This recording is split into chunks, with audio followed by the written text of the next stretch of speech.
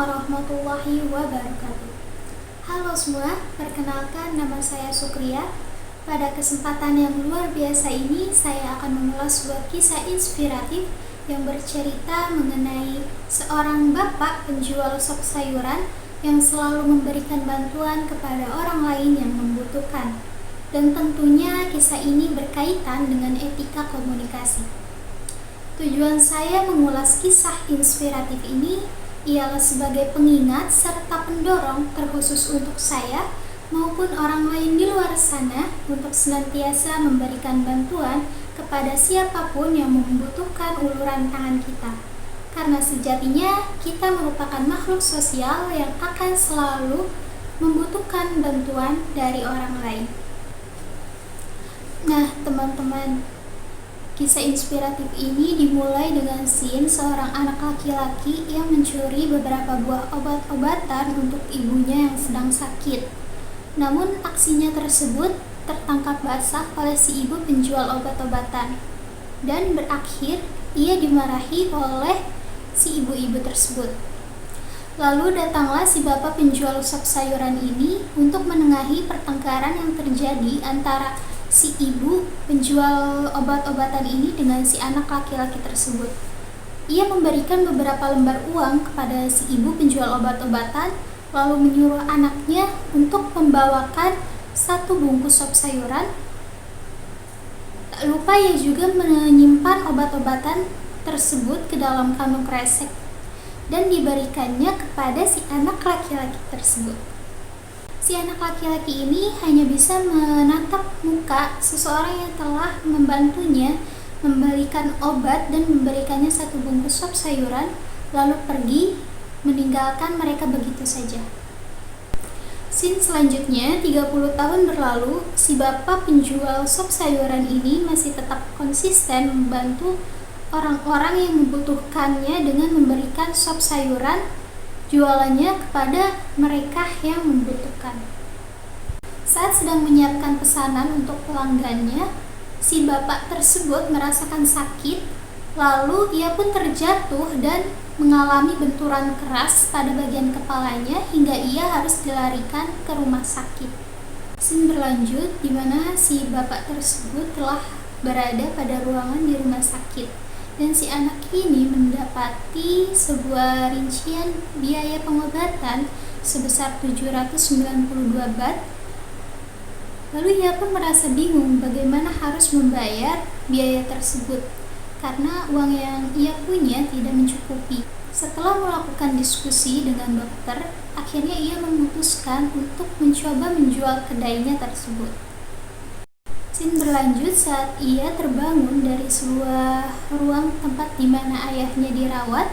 Ia mendapati sebuah surat rincian biaya pengobatan tersebut berjumlah 0 rupiah dengan sebuah catatan bahwa biaya tersebut telah dibayarkan 30 tahun yang lalu dengan 3 buah obat pereda nyeri dan juga 1 bungkus sop sayuran.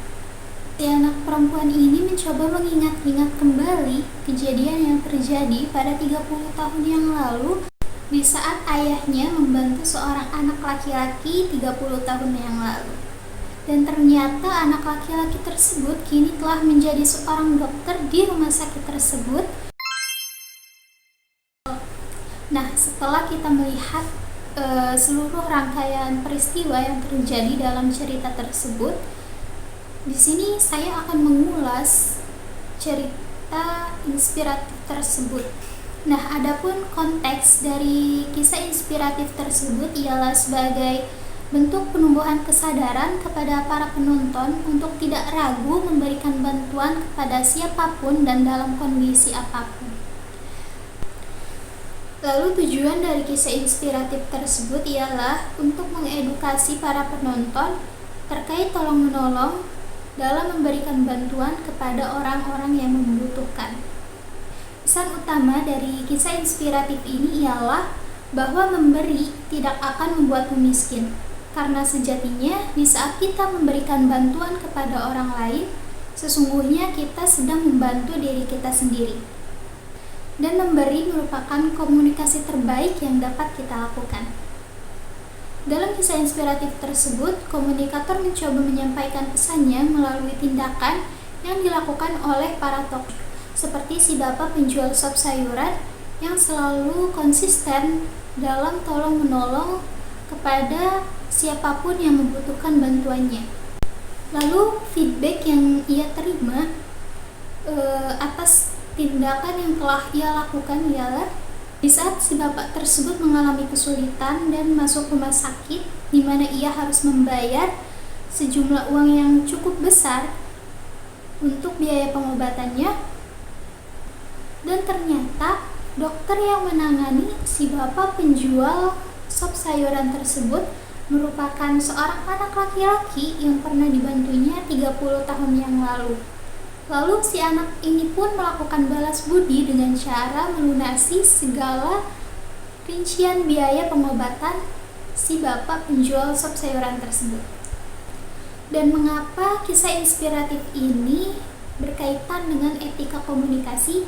Ialah karena di dalamnya mengandung unsur-unsur komunikasi seperti empati, di mana seorang bapak ini merasakan apa yang dirasakan oleh si anak laki-laki tersebut.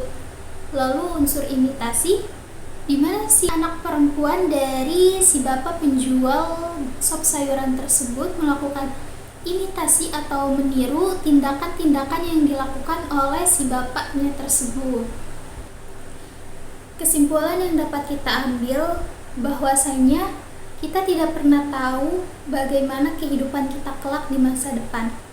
Mungkin sekarang kita hidup dalam gelimang harta, namun bisa jadi di masa depan kita mendapati kondisi terpuruk. Roda kehidupan selalu berputar, ada kalanya kita berada di atas, dan ada kalanya pula kita berada di bawah.